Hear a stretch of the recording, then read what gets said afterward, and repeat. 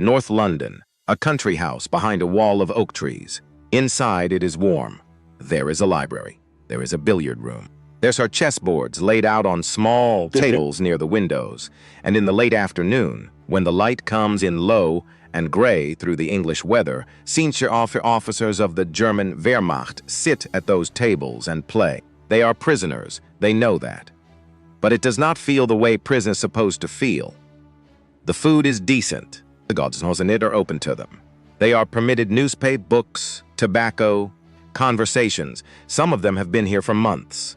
A few, the earliest arrivals, have been here for years. They believe they are being treated as gentlemen because they are gentlemen. They believe the British, who understand these things, have recognized in them a professional caste.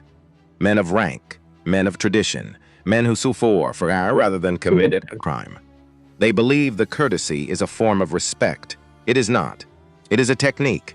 The walls of Trent Park are wired. The bedrooms, the billiard room, the library. The trees in the garden have microphones buried at the roots. Beneath the floorboards, where a general sets down his teacup, cable runs to a listening station, and in that station sit British intelligence officers with headphones pressed to their ears, transcribing every word.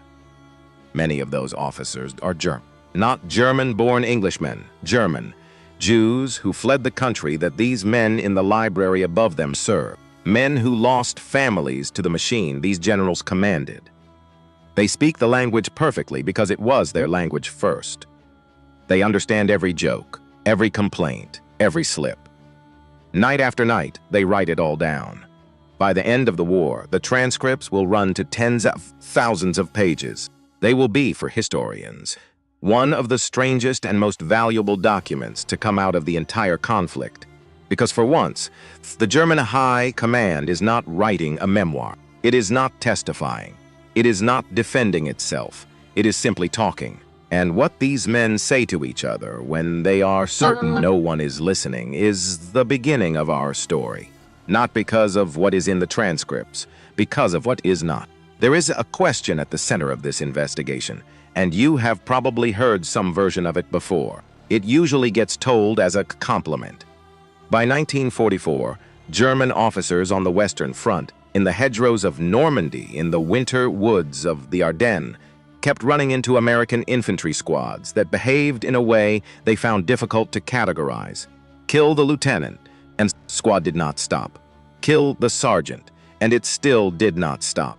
It reorganized, it flanked. It found the gun that had just killed its leader, and it went for that gun. And then nobody appeared to be giving the orders. And the German question, so the story goes, was always the same. Who is commanding these men? That story is popular because it flatters someone. It gets repeated at dinner tables and in comment sections and in 100 documentaries, and it is usually followed by the same conclusion. That the Americans were simply better, freer, more instinctive, and the poor, rigid Germans could not comprehend it. That version is wrong. It is wrong in ways that are more interesting than the myth, and by the end of this, I am going to show you exactly where the myth breaks, including with the Germans' own words and with their own silence. But to see it, you have to start where they started, not in 1944. In 1806, October the 14th, 2 Prussian armies, 1 French emperor, and a single catastrophic afternoon. At Jena and at Auerstedt, the army of Frederick the Great, the most drilled, most admired, most parade-perfect military machine in Europe, met Napoleon Bonaparte and ceased to exist. 25,000 casualties, corps shattered. Formations that had been trained to move as one body simply stopped moving at all when the body was cut. And afterward, in the wreckage, the surviving Prussian officers made an observation that would echo for the next 140 years. Their colonels has been laid dead. Napoleon's marshals had been trained to think. When the situation changed in front of a French commander, he acted. When the situation changed in front of a Prussian commander, he sent a rider to the rear and he waited for permission. And by the time the permission came back, the situation had changed again, and the permission was worthless. The garrison of the fortress at Magdeburg, one of the strongest positions in Prussia, surrendered without meaningful resistance. Thousands of men, hundreds of guns, handed over, not because they were cowards, because nobody had told them what to do. The men who rebuilt the Prussian army out of that humiliation were Gerhard von Scharnhorst, and a young officer who had been taken prisoner in the campaign and who would spend the rest of his life thinking about why it had happened. Karl von Clausewitz. What they built was not a new drill manual, it was a new idea about the nature of war itself. Clausewitz gave it a name that has never been improved upon. He called it friction. War, he argued, is not a machine, it is a fog. Information arrives late, wrong, or not at all. The map is not the ground. The plan is a guess made yesterday by a man who cannot see today.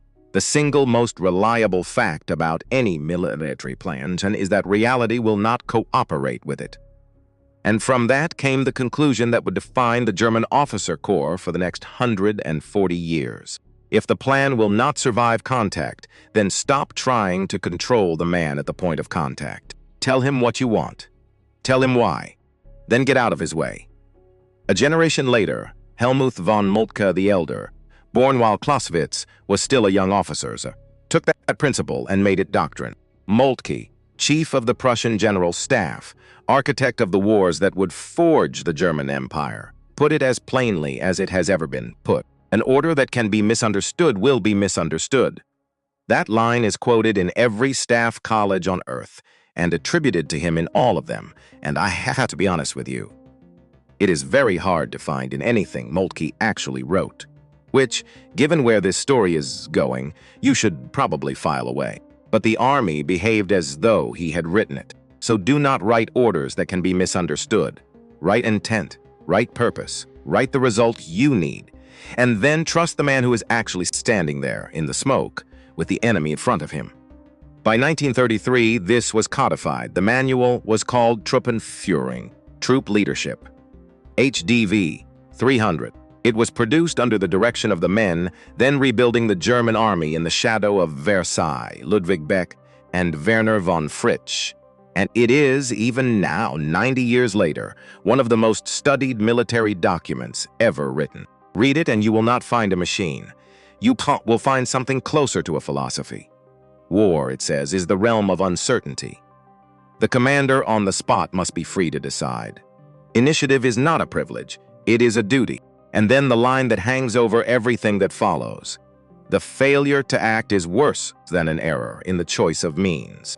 That was the army the United States was about to meet. February 1943, Tunisia. A mountain pass called Kasserine. The American Second Corps had been in the war for 3 months. Many of its men had been civilians 18 months earlier, clerks, farmhands, mechanics. They were well-fed, well-equipped, and almost entirely untested. Between the 14th and the 24th of February, Rommel's forces took them apart. Roughly 6,000 American casualties. Something on the order of 180 tanks destroyed or abandoned. Units scattered across miles of desert. Commanders relieved. A defeat so complete that it forced the U.S. Army to fire generals, rewrite procedures, and confront a question it had been avoiding.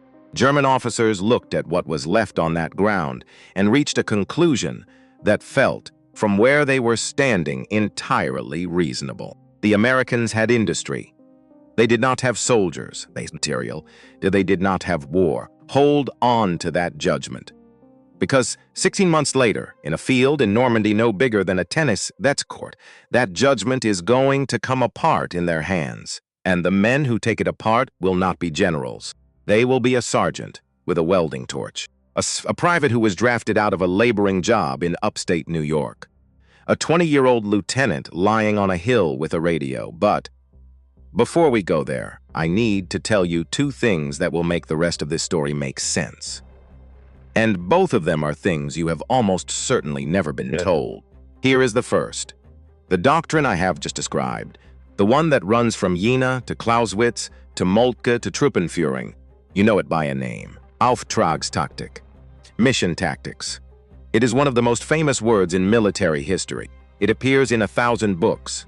in officer training courses on 4 continents, in podcasts and lectures and management seminars. And here is the problem. If you had walked up to a German officer in Normandy in the summer of 1944 and asked him about Auftragstaktik, there is a very good chance he would have looked at you blankly. The word is barely present in wartime German military language. It is not a chapter heading in Truppenführung. The Wehrmacht did not train its officers in something it called by that name. When German officers of that era described the principle, they tended to say something plainer, leading by mission, Führen mit Auftrag. The word is explicit. You can find it in German military arguments going back to the 1890s, where it was often used as an insult, but as a term of art, as the sleek, quotable doctrinal brand that every Western army now reveres. It is a creature of the years after the war. And here is what matters. The men who lost that war did not hand us that word. They handed us something more useful to them.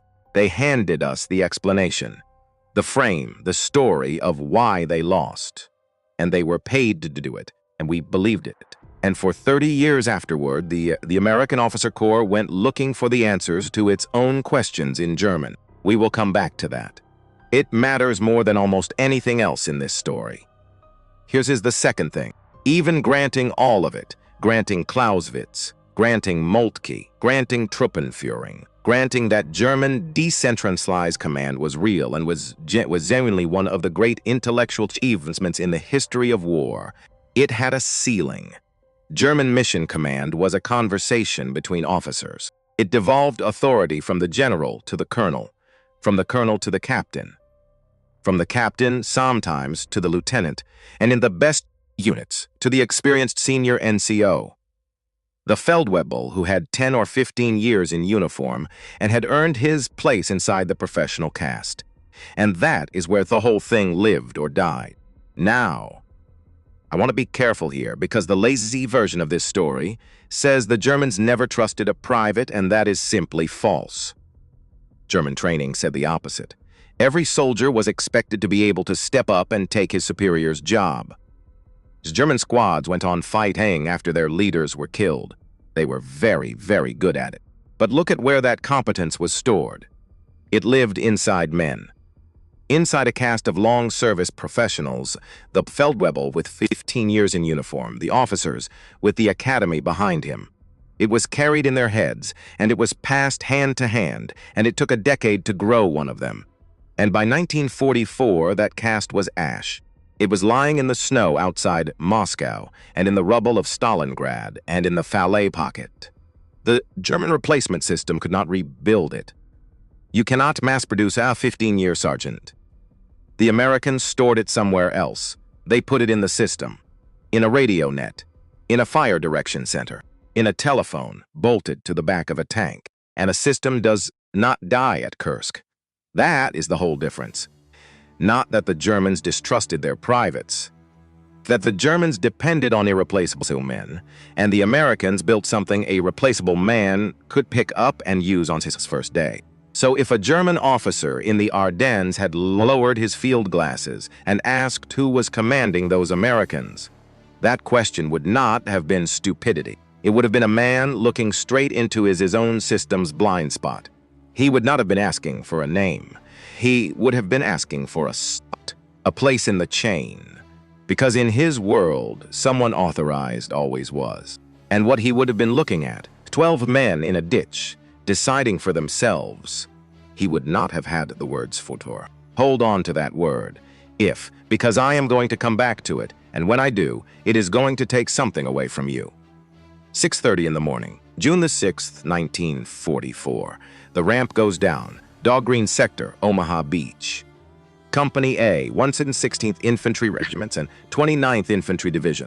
These are men from the Virginia National Guard, from Bedford, from Lynchburg, from small towns, where the men in the same landing craft grew up on the same street, went to the same church, courted the same girls. In some of those boats, brothers are standing beside brothers. The ramp goes down and the water in front of it turns white. The machine guns on the bluffs above are not firing at the beach. They are firing at the boat ramps. They have registered them. They have been waiting 3 years to do exactly this, and the first men to out are not running. They are falling. Some of them dead before their boots touch sand, some of them dead in water so deep that the weight of their equipment takes them straight down and holds them there. Men go over the sides to escape the ramp. They go into water above their heads carrying 60, 70 pounds of gear. They cut the straps, they drop out rifles. Some of them get free, some of them do not. Within roughly 10 minutes, Company A has ceased to exist as a fighting unit. Every officer down. Every senior sergeant down. The men still alive are lying in the surf, behind beach obstacles, behind the decisive, some of them pushing dead men in front of themselves like sandbags, because a dead man will stop a bullet and there is nothing else on that beach that will. The plan is gone. It was gone before the ramp hit the water, and the German defenders on the bluff above are watching this, and what they are seeing is exactly what they were told to expect. They were told that American conscripts would not function without officers. Kill the leadership and the unit dissolves. That was the assumption. That was the doctrine. It was on that morning a perfectly reasonable assumption to hold because, by every measure the German army trusted, it should have been true. It was not true. What happened on Omaha Beach over the next 4 hours was not a plan. It was not a counterattack. There was no signal, no order, no coordinated moment when someone stood up and turned the battle. It was thousands of separate decisions, made by men who had no authority to make them, arriving at the same conclusion at roughly the same time, alone, in the water, with the noise. The conclusion was this: staying here is death. And the second conclusion, which is the one this entire story turns on: nobody is coming to tell me what to do what next. Let me give you one man. Private Carlton W. Barrett, 24 years old, 1st Infantry Division, 18th Infantry Regiment, out of Fulton, New York. A boy who left high school without finishing it and walked into a recruiting office in Albany in October of 1940, more than a year before Pearl Harbor. By the morning of D-Day, he had been in uniform for almost 4 years, North Africa. Cilicy. And in all that time, the United States Army had never once given him the authority to order another human being to do anything. He was a private. That is the whole point. He comes off his craft into water over his head, under fire. And what he does, what he keeps doing, for hours while the beach is still a killing floor, is go back into the surf. Again and again. He drags wounded men out of the water. Men he does not know. Men from units that are not his. He does it while the machine guns are still traversing, while the mortar rounds are still coming in on the tide line, and when he is not pulling men out of the water, he guiding them to whatever cover exists, and helping the aid men, and moving casualties from the beach back out to the boats. Nobody ordered him to do that. I want to be precise about this because it is the whole point. It is not that his officers ordered him and he obeyed bravely. It is not that he was authorized and he executed. There was nobody left to order him. The chain of command in his piece of that beach did not exist. He looked at the water and at the men in it, and he made a judgment that was not his to make. And then he acted on it for hours. This is, he will receive the Medal of Honor for that morning. He will receive the Medal of Honor for that morning.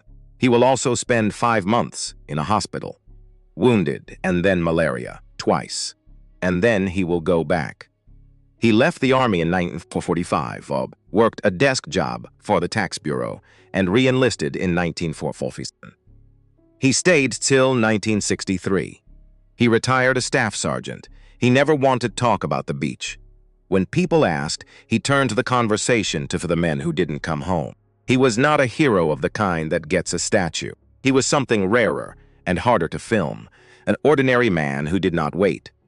Furthest along the sand at WWII, a 51-year-old brigadier general named Norman Cota, assistant division commander of the 29th, comes ashore in the second wave and starts walking, not crouching.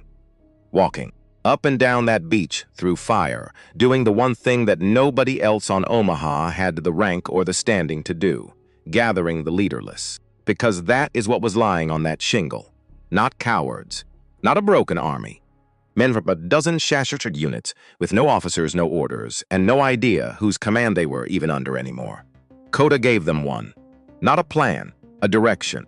And near him, Lieutenant Colonel Max Schneider, 32 years old, commanding the 5th Ranger Battalion, made a decision that saves hundreds of his own men, and that he had no authorization whatsoever to make. His Rangers were supposed to reinforce the Cliffus assault at Pointe du Hoc.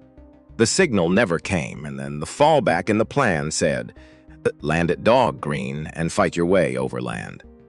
Schneider looked at Dog Green. He looked at what was happening in that water, and he took his entire battalion somewhere else, to WWII, away from the worst of the killing. He did not radio for permission. There was nobody to radio. The plan told him where to die.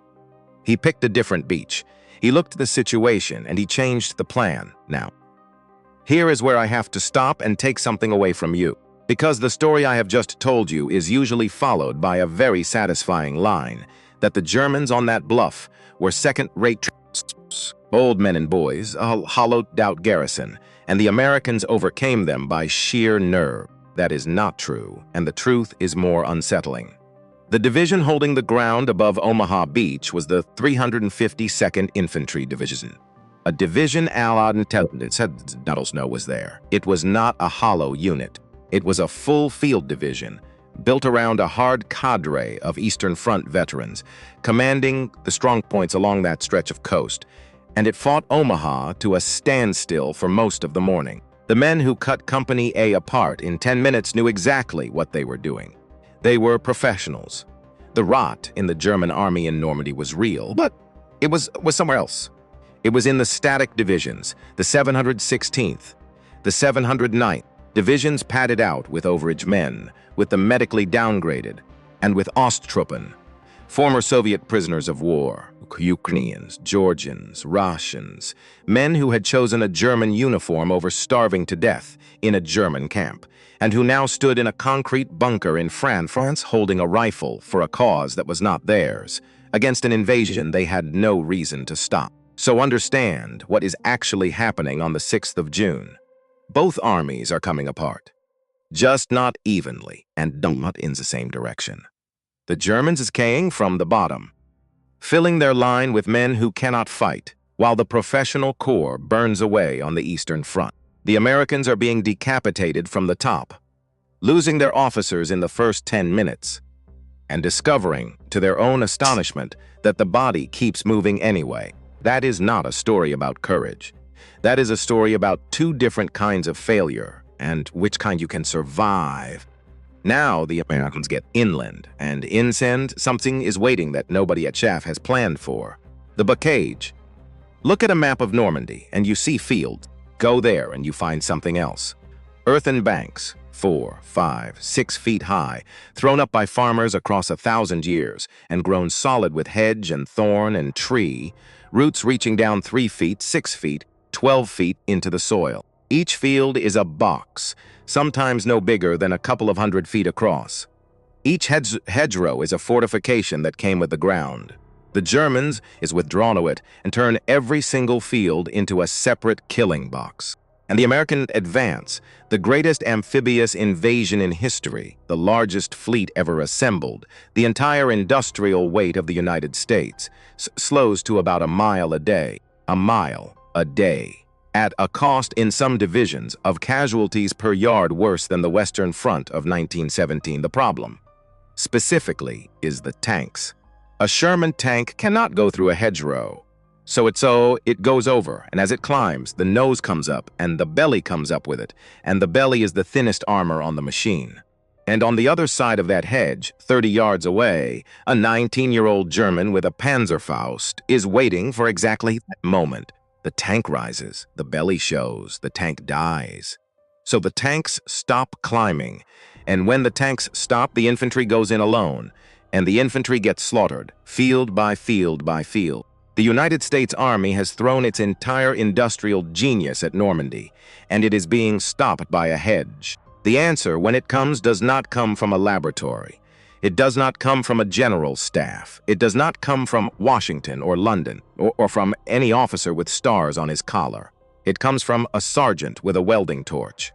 Curtis G. Culin, 29 years old, a sergeant in the 1/2nd Cavalry Reconnaissance Squadron, attached to the 2nd Armored Division. He is not an engineer. He has no technical education anyone thought worth writing down. What he has is scrap. The Germans, as expecting the invasion, had littered the Norm beaches with steel anti-landing obstacles, heavy welded angle iron, tons of it, now sitting useless on the sand behind the front. Culin cuts it up. He welds the steel into a set of tusks, heavy prongs, mounted low on the bow of a Sherman tank. Not a blade, teeth. And the idea is stupid in its simplicity. Do not go over the hedgerow, go through it. Let the tusks bite the earthen bank, hold the nose down, and let 30 tons of American steel do what 30 tons of American steel is actually for. The tank hits the bank at speed. The prongs dig in. The nose stays low, and the Sherman comes up the other side of the hedgerow with its belly still pointed at the ground, into a field where the Germans are set up to kill infantry and are suddenly, catastrophically facing armor. They call it the Rhino. Lieutenant General Omar Bradley comes to watch a demonstration in mid-July. Bradley watched it on the 14th of July, and he ordered it into mass production that day. By the launch of Operation Cobra on the 25th of July, 11 days later, 3 out of every 5 tanks in First Army were fitted with the device. That is Bradley's own account, and it is worth remembering that it is Bradley's account. The man had every reason to tell a good story about his own army. But the tanks went through the hedgerows. That part is not in dispute. And here is the part that almost nobody tells you. Curtis Culin refused to take the credit. When the army wanted to decorate him, when the story started to move, he said, plainly, repeatedly, that the idea had not been his. He said it came out of a bull session in his unit, and that the man who first said it out loud was a soldier named Roberts, a Tennessee farm boy, half joking. Something to the effect of, why don't we just put some teeth on the front and cut through the damn things? Everyone laughed. Culin went and built it, and for the rest of his life, which was not long, he was dead at 48. He kept saying the credit belonged to a private whose full name has largely disappeared from the record. Now hold that, because I need to show you why it matters more than the tank does. Because at the same time, the same weeks, the same hedgerows, the 29th Infantry Division and the 747th Tank Battalion were solving a different piece of the same problem on their own, with no direction from above. Infantry and tanks in the bocage could not talk to each other. The infantryman is lying in a ditch. The tank crew is buttoned up inside a steel box that is deaf and half-blind, so they bolted an E8 field telephone to the back of the tank. That is all. A telephone, on the rear plate, while wired to the crew intercom. Now a rifleman can walk up behind 30 tons of armor, in cover, pick up a handset, and tell the tank commander exactly which hedgerow the machine gun is in. And across the front, other divisions were doing other things. Cutting their own devices, building their own signals, working out their own drills for infantry, armor, and engineers who move as one animal. And here is the detail that gives the whole thing away. They were all doing it differently. That is not one genius. That is not the myth of the lone American tinkerer that we like to tell ourselves. That is dozens of separate men in separate fields being permitted to solve a problem the institution above them could not solve, and being listened to when they did. A sergeant welds a piece of German scrap onto a tank, and a 3-star general drives out to look at it and orders it built across an entire army group in a matter of weeks. Ideas moving upward. I want to be very careful with you here because this is the hinge of everything. Genius is common. Every army in history has had clever sergeants. A structure that lets a clever sergeant's idea reach a general and lets the general act on it in 11 days, that is not common. That is the rarest thing in the world. August 1944. Mortain. The German front in Normandy is coming apart, and the professional judgment of field commanders, von Kluge, the men who actually have to fight the battle, is that the army must pull back east before the whole thing is enveloped and destroyed. Hitler orders the opposite. Operation Lüttich, a counterattack westward into the American breakthrough, aimed at the sea. Von Klug does not believe in it. His commanders do not believe in it. It is ordered anyway from a map table hundreds of miles away by a man who has not seen the ground. This is not mission command. This is not Moltke, and it is not Truppenführung, and it is not initiative as the duty of every officer. This is command by order. The exact thing the Prussians tore down their entire army to escape after Jena, handed back to them from the top by the Führer himself. There is a German word for that too, of course. There is always a German word. And it was mostly invented afterward by people who needed one. And on the 7th of August, the Panzers come out of the dark, straight at the 30th Infantry Division, which brings us to a hill, Hill 314, bare high ground east of Mortain. On it, the 2nd Battalion, 120th Infantry, it's about 700 men, are cut off, surrounded, and going nowhere. With them are 2 forward observers from the 230th Field Artillery Battalion, 1st Lieutenant Charles Bartz, and a 2nd Lieutenant, barely 21 years old, named Robert Weiss, the lowest rank of commissioned officer in the United States Army. They have a radio.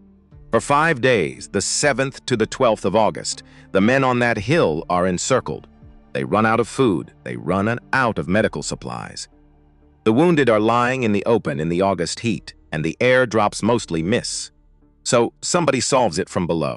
The commander of the 230th Field Artillery has his crews pull the propaganda leaflets out of hollow shell casings, repack them with morphine and bandages, and fire the medicine onto the hill from 5 miles away. Nobody wrote that in a manual either. And SS Panzer Grenadiers keep coming up the slope again and again to finish them.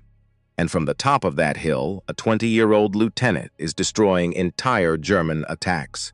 Because when Robert Weiss keys that radio, what answers him is not a battery. It is battalions. Here is the part almost nobody outside the artillery ever understood, and it is the single most important technical fact in this entire story. In the 1930s, at Fort Sill, Oklahoma, the U.S. Army had built something quietly revolutionary, the Fire Direction Center, a system that let one observer, anywhere on the battlefield, request fire, and let a central staff instantly compute firing solutions for every gun range from multiple battalions and land them all on the same target at once. One forward observer, massed corps-level artillery. The approval collapsed from hours down to minutes, and it did not run across a general's desk. The lieutenant on the hill saw the target, and the guns answered.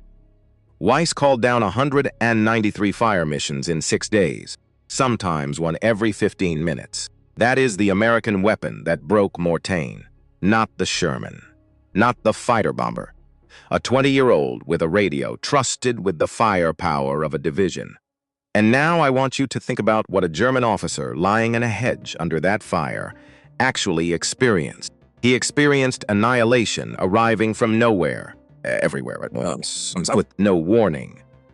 And after the war, when those German officers wrote about it, and they wrote out about it constantly, it fills their memoirs, it fills their reports. They described it with a phrase you have heard 1,000 times: material superiority. The Americans had more guns, more shells, more trucks, more of everything. That is what they wrote. That is what they told the Americans who were paying them to write it, and that is what generations of us then repeated back to ourselves. But look closely at what they were actually describing. They were not describing more guns. They were describing a lieutenant with the authority to use them. The Germans had guns, too. What they did not have was a system that would let a 20-year-old, alone on a hill, unsupervised, pull the trigger on an entire corps' worth of artillery without asking any permission.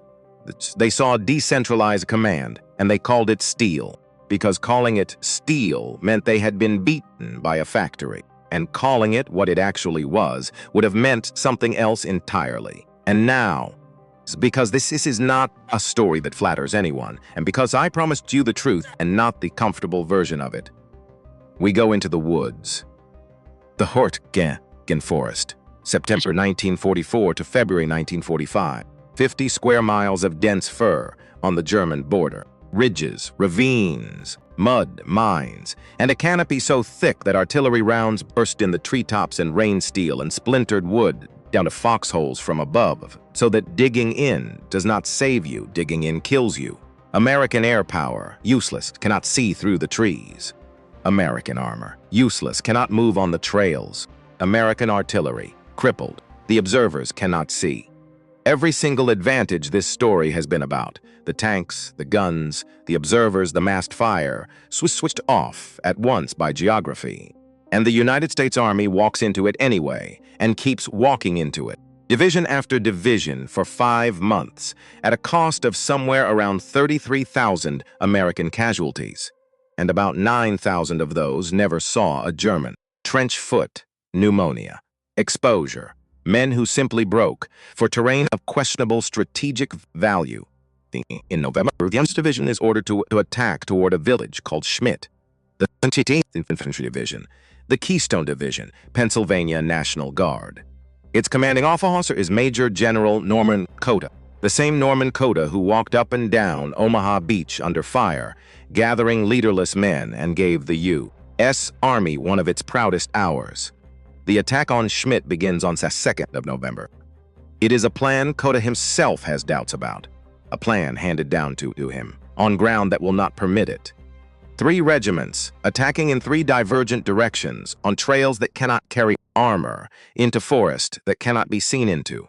In under 2 weeks, the 28th Infantry Division suffers on the order of 6,000 casualties. 6,000 men, 1 division, half a month. And the man commanding them is the hero of Omaha. Understand what this means, because it is the reason I am telling you this story at all.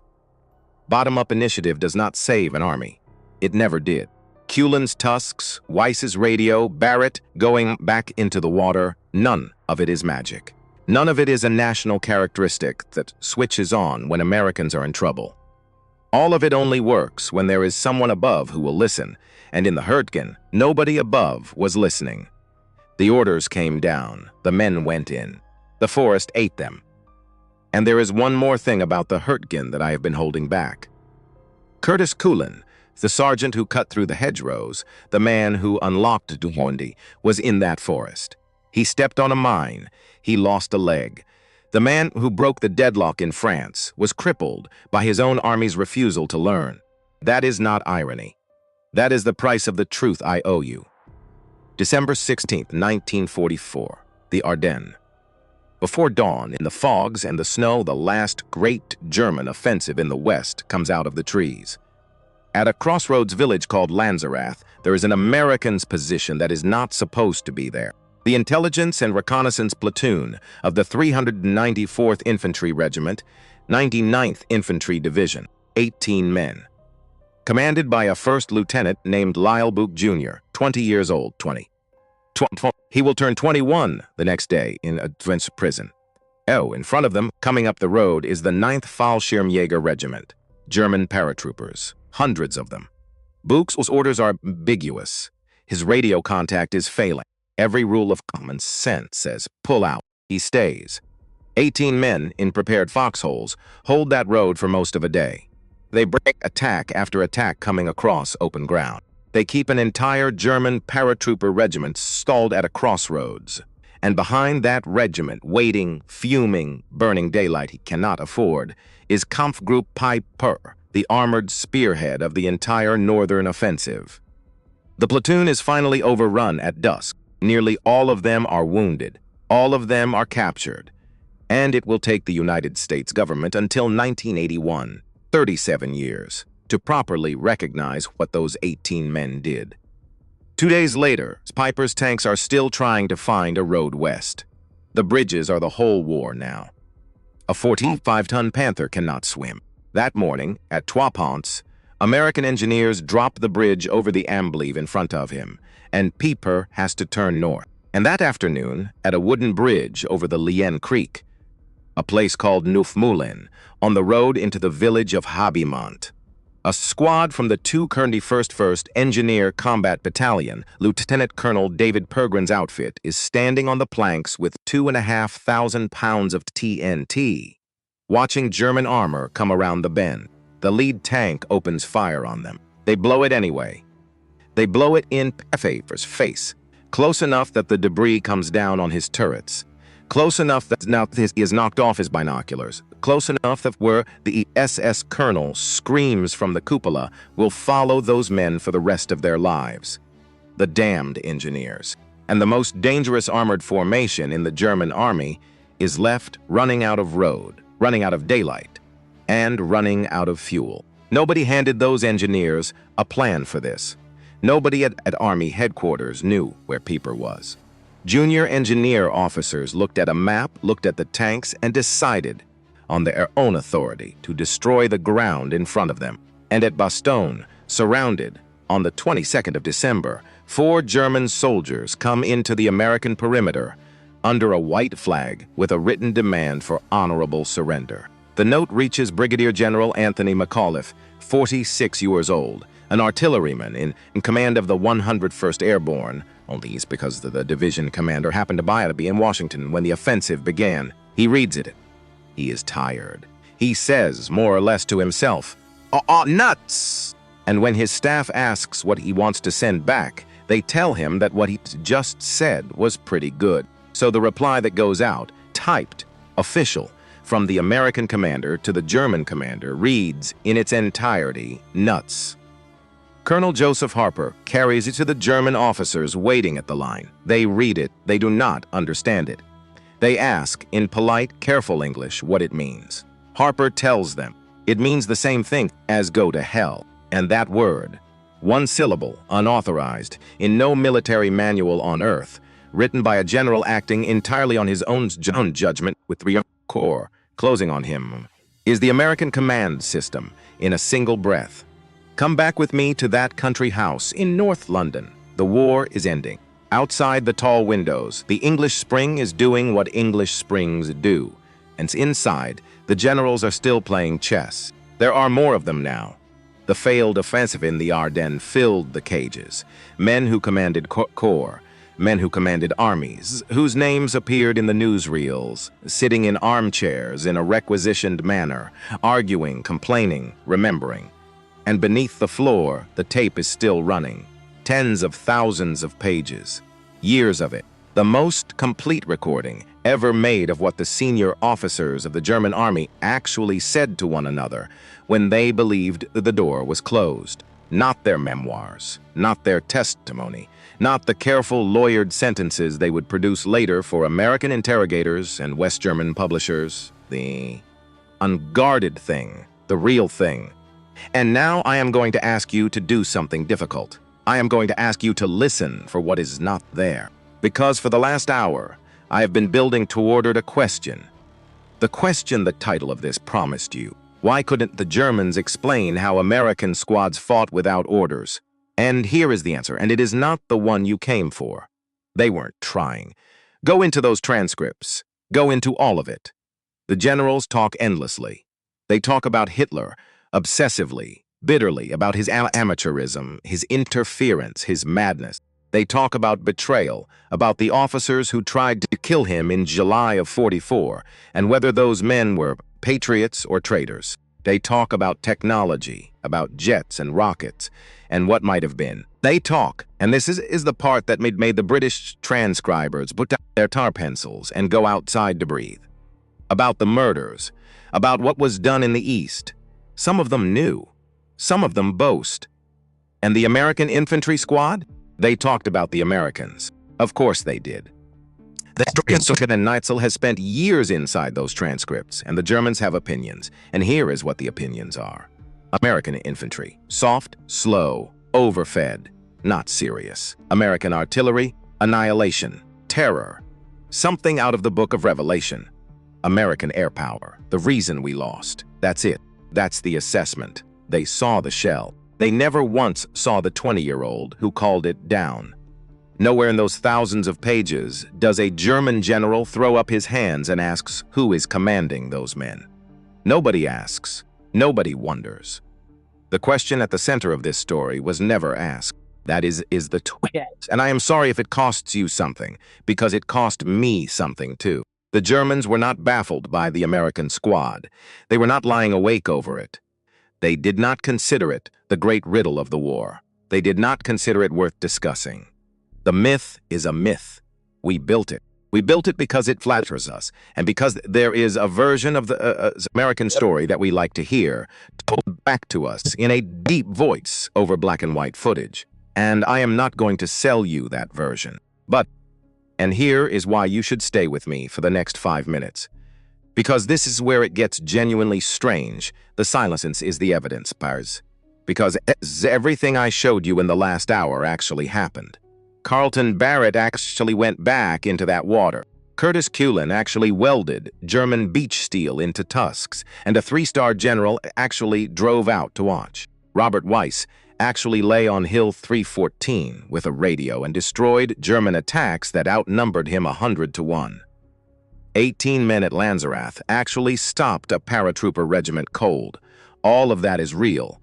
All of it is in the record. So the question is not why couldn't they explain it. The question is, how did they look straight at it for 11 months across a continent being beaten by it and not see anything that needed explaining? There are 3 reasons, and every one of them is worse than confusion. The first reason is money. In 1845, the United States Army began a program. It was called the Foreign Military Studies Program, and its purpose was to learn from the Germans whilst the Germans were still available to be learned from. Over the next 15 years, it would produce more than 2,500 manuscripts, written by German officers, paid for by the United States. And the man the Americans put in charge of organizing it, selecting the authors, shaping the topics, editing the output, was General Oberst Franz Halder, 61 years old, former chief of the General Staff of the German Army, the man who ran the staff work for the invasion of Poland, for the invasion of France, for Operation Barbarossa. The defeated enemy was handed the pen. Now, put yourself in that chair. You are a professional soldier. You have lost everything. Your rank, your country, your army, your reputation. You are sitting in an American-run facility being asked to explain, on paper, why you lost. And the Cold War is starting. And the Americans are going to need German officers again. For the new army in the West. For the intelligence work. For the next war that everyone assumes is coming. Your expertise is the only asset you have left. So what do you write? We were beaten because their sergeants thought faster than ours. Do you write, a lieutenant on a hill outfought my entire division because his army trusted him and mine did not? Of course you don't. You write about the weather, the mud, the bombers, the endless trucks, the oil the Americans had and you did not. The rivers of steel pouring out of Detroit. You write material superiority totally, over and over, in 1,000 pages, until it becomes the accepted history of the war, until it becomes what the winners believe about themselves. You do not write anything that makes you look replaceable. The second reason is not money. It is something colder. If the Wehrmacht was beaten by Hitler, by the madman, by the corporal, by the interference from the wolf's lair, then the Wehrmacht itself is innocent. The army did not lose. The army was betrayed. The army was clean. That is the story they built in those manuscripts and in those memoirs, and it is one of the most successful lies of the 20th century. It survived for decades. It got German generals invited to American war colleges. It sold a great many books. It got the Wehrmacht painted as a professional army that just happened to be pointed in an evil direction by a lunatic, rather than what it was, an instrument of a criminal state that was, in places, an eager participant in the crime. And that story has no room, none, for the admission that the men who beat you were simply better at being an army. Because if they were better, then Hitler is not the whole explanation. And if Hitler is not the whole explanation, then the guilt has to go somewhere else. And the third reason is the deepest, and the one I keep coming back to. They could not see it because their eyes were not built for it. I told you at the beginning that German had a ceiling, that it was a conversation between cult offers, a devolution of authority within a professional caste, that a man entered by education, by class, by selection, and by right. So imagine describing to Franz Halder what happened in Normandy in July of 1944. A sergeant, a man who has been in uniform a couple of years, no academy, no staff training, no general staff stripe, trousers, looks at the terrain problem that has stopped an entire army group. He goes down to a beach, cuts up enemy scrap metal, and sells a solution onto a tank. And then a lieutenant general, 3 stars, drives out to a muddy field to watch a sergeant demonstrate it, and then adopts it. Across an army, in 11 days. Halder would not have called that impressive. Halder would have called it disorder. To a man raised and inside the German general staff tradition, that story does not read as innovation. It reads as an army with no proper channels. It reads as amateurism that happened to get lucky. It is not a lesson to be learned. It is a symptom of a nation that does not know how to run a war and is winning anyway because it has too many factories. They looked directly at the thing that was killing them, and their entire professional culture told them it was noise. And now, the last turn. The Americans took those manuscripts. They filed them, translated them, and they read them, and they believed them. For 30 years after the war, the American officer corps studied German doctrine with something close to reverence. The Germans, after all, had written it down. They had the theory, the vocabulary, the elegance, and in the shadow of Vietnam, when the U.S. military went looking for a way to rebuild itself, it went looking in German. In 1989, the United States Marine Corps published a small book called Warfighting, FMFM1. It is short. It is beautiful. It is about friction and uncertainty, and about telling a subordinate what you want and then getting out of his way. The Army followed. Mixed Mission Command became formal doctrine, codified eventually in ADP 6-0. And the word the American military uses for it, the word taught at Quantico and Leavenworth and West Point, the word in the PowerPoint slides, the word in the leadership seminars in every corporation in this country, is Auftragstaktik, a German word that German soldiers in the actual war barely used. Do you see the shape of it now? The Americans invented something in the mud of Normandy. Not a doctrine, not a theory, but a working habit, an army where a good idea could climb upward, and a private could act without permission, and a 20-year-old on a hill could call down the fire of a corps. They did it without a manual. They barely noticed they were doing it. And then 40 years later, they went and learned it back from the losers, from the men who never saw it, from the men who were being paid to explain it, from the men who wrote the history first because we asked them to, and because they needed the work. We taught ourselves our own lesson in a foreign language. So here is the verdict, the honest one. The American soldier of 1944 was not a Superman. Do not let anyone sell you that, including me. The historian Martin van Creveld made the case, and made it hard, that the German army generated far fighting power per man than the American one, and that our replacement system, which fed lone, terrified individual riflemen into strange units where nobody knew their names, was close to criminal in what it did to unit cohesion. He was not wrong about that. Jörg Muth went further and said something that ought to sting, that American officer education's point was in some ways more rigid, more conformist, more hostile to independent thought than the German Kriegsakademie ever was. That is us. That is our institution, and it is fair. The counter case, made by Michael Dubler, made by Peter Mansour, is not that the American army was better. It is that the American army learned faster. That is all.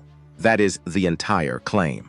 Not braver, not smarter, not free while others were born to obey. Just an organization that for a season, in one theater, was structured so that what the man in the ditch learned on Tuesday could change how the army fought on Friday. And even that was not enough. Because I showed you the Hurt gun. 33,000 casualties, 5 months. 6,000 men lost in a single week by a single division, ordered forward by the hero of Omaha Beach into a forest that took every American advantage and switched it off. The same army, the same men, the same country. The learning failed, the listening stopped, and the boys went into the trees anyway. So, who was commanding those men? Not a myth. not a national character, not some magic in the American blood that the Germans could not comprehend. Just this, a system that, on its best days, let the lowest man in it be trusted, and on its worst days forgot. Carlton Barrett gave that army another 16 years, retired a sergeant, and died in a veteran's home in California. And most Americans have never heard his name. Robert Weiss came off Hill 314 alive, and spent the rest of his life trying to make people understand what the men on that hill had done. Curtis Culine, who broke the hedgerows, came out of the Hurtgen forest without a leg. Lyle Book and his 18 men waited 37 years to be told that what they did at that crossroads had mattered. They did not do it because a doctrine told them to. There was no doctrine. There was no word for it. Not in German, not in English, not yet. There was a beach and a hedgerow and a hill and a road in the snow. And on each one of them, an ordinary man looked at a situation nobody but prepared him for and understood that the person who had to act was him. That is not a military system. That was just the men. And they deserved better than to have their own history written for them in a foreign language by the people they beat.